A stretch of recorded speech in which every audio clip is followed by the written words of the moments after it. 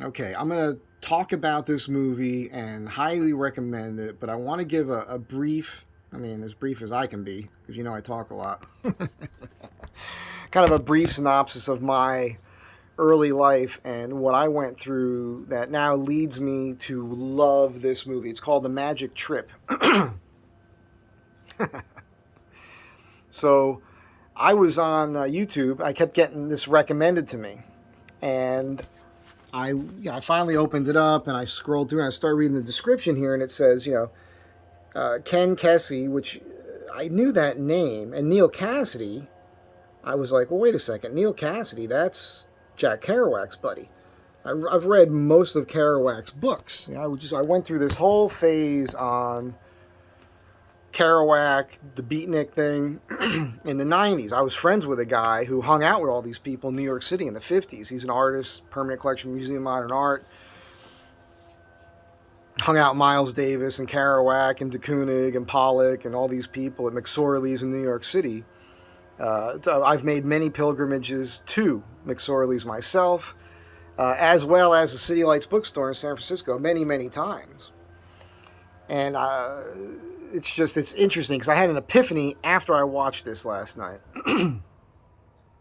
about my own life and how I live. And I'm a road trip dude. I have been across this country more than 20 times, back and forth. I would say at least 20 times, which is 40 times back and forth, plus loops all over the country and motorcycle trips and everything. And I love having these adventures, and I've never stopped doing it. And I have my friends who love me wish I would settle down and all that, but I never really thought about that. Just as how I live my life. And when I watched this movie last night, it hit me like that's why I was programmed at an early age by my father, who he was a child soldier during the Greek Civil War. He left home at 9 years old to do that for 4 years. And then he got on a boat when he was 15 by himself and came to America.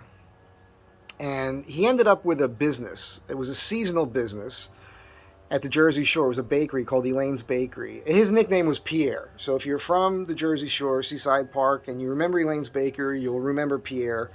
And my dad had that through the 60s into the 70s, sold it in 1976. And my old man, he would hate if I called him the old man. I hung out with him and his buddies as a kid, and they were all badasses, veterans and all that. And one of them took me aside one day and he goes, "You never call your father the old man." Sorry, Dad. um, yeah, these guys always had these great adventures. My dad, I was living alone at 14. And the only reason that was able to happen is because my dad knew I could handle it, because he raised me to be able to take care of myself at an early age. Because that's what he did. He lived through war, no electricity, no indoor plumbing, none of that. With me, 3 years old, he's taking me hunting, holding a rifle to my shoulder, teaching me how to kill things, live off the land. By the time I was 8, I could survive in the woods with a knife, snare wire, trout line, fishing hooks, just survive. So I was a little more mature in the mind, just figuring things out. But when we were doing those things, when we were hunting, fishing, camping, all seasons, all year long, my whole life, he would talk to me about his life. And my dad, he had this, again, seasonal business. He made just enough money where he'd buy a new car.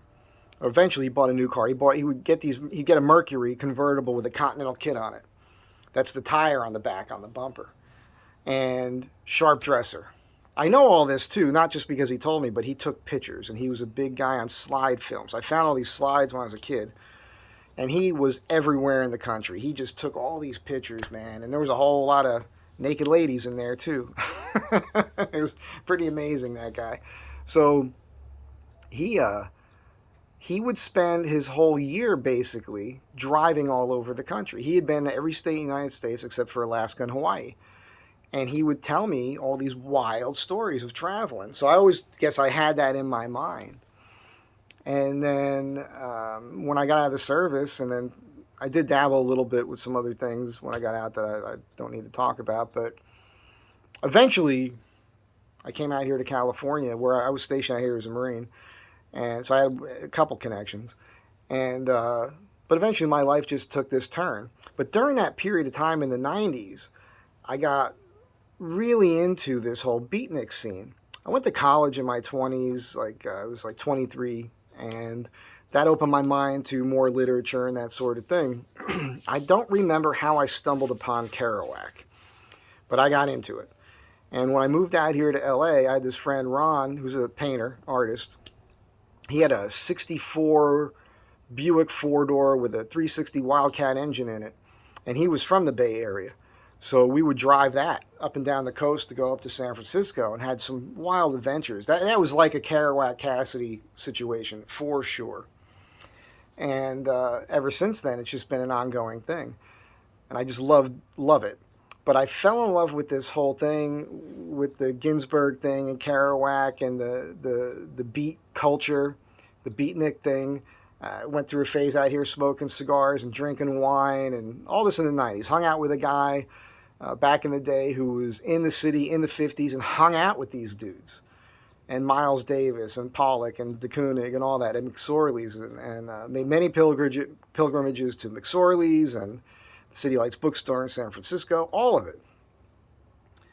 And I watched this thing last night, and I had this epiphany watching it of, I fell in love with that, the romanticism of the road trip and the relationships that happen early on, and I've just decided to dedicate my life to that.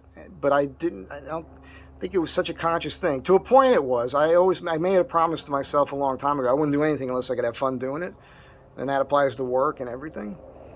So yeah, it was just an interesting thing. But this film, it's this guy, it's Ken Kesey, right?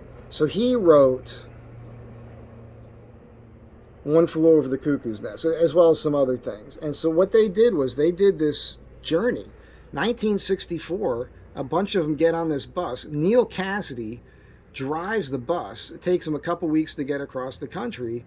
And it's just and they're doing acid the whole time. The irony is I've never dropped acid.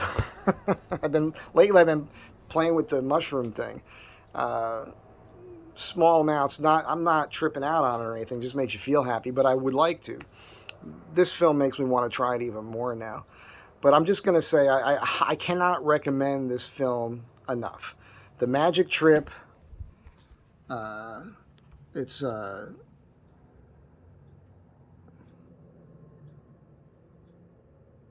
it came out in 2011. This is my first time seeing it. Maybe it just recently got on. It was recently uploaded here on YouTube. So just watch it. There's going to be a description. In the description, I'll have the link to this film. It's not for everybody. I mean, if you're not a Kerouac fan, if you don't know anything about the beatniks or anything, I don't know. But this to me is awesome because it's real history in kind of a documentary form. It's the original footage. It's condensed. I think they shot 30 hours of film, and it took them years. They kept playing with it, editing it, and they would air it the whole 30 hours during these weekends. And it's a fascinating journey. So I think you'll enjoy it. I thoroughly enjoyed it. I cannot tell you how awesome it was for me personally. But again, it's because of I had the background knowledge. I'd never seen Neal Cassady really. There's something in the Daisies or something. There's been movies made about Neal Cassady and Kerouac and their road trips and everything. Cassady's a fascinating figure because he couldn't really contribute anything. He was like a muse for these people, though, you know. Anyhow, I don't want to overanalyze it. You watch it, check it out, tell me what you think. If you're like me and you're into this stuff, you're going to really dig on it. Have a great day. Be good to one another.